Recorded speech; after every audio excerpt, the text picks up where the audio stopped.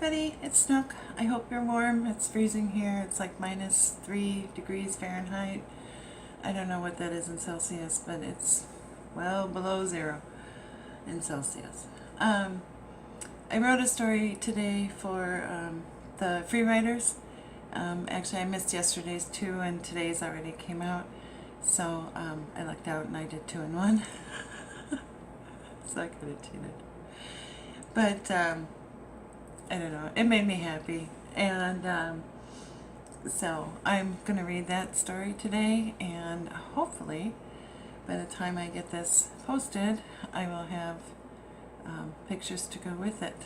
So we'll see once I get laundry started what I actually get done. So this is called, and we were joking that it should be a Netflix series. It's a spin-off of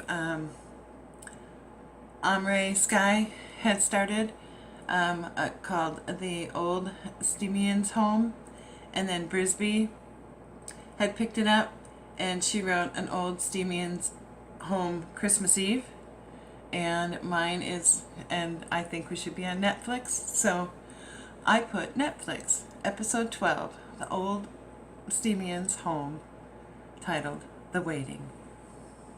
So here we go. Let me get to the right place. And if I butcher anybody's name, I am terribly sorry. I am the worst name rememberer, pronouncer ever.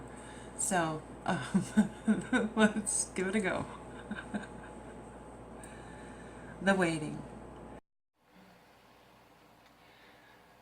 The morning had started like any other, but now the whole room was full.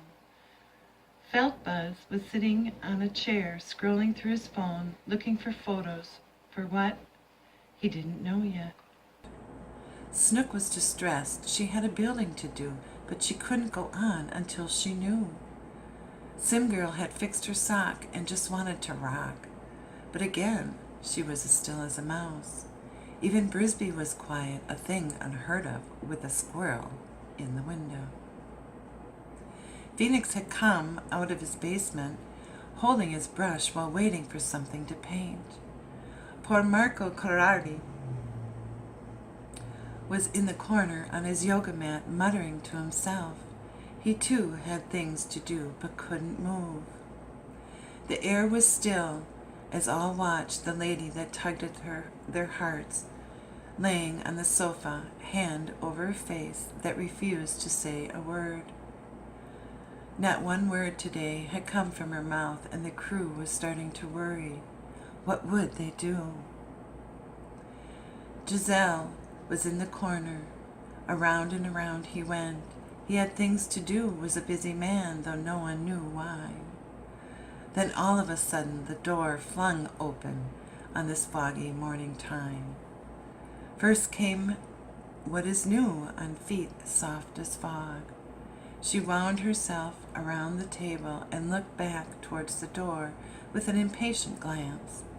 The door had remained open, the fog rolling in, but no one had yet to move.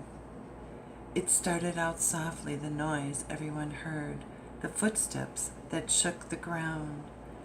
And then, in through the door, the captain, Deacon Lee, appeared with a hearty laugh and a huge hello.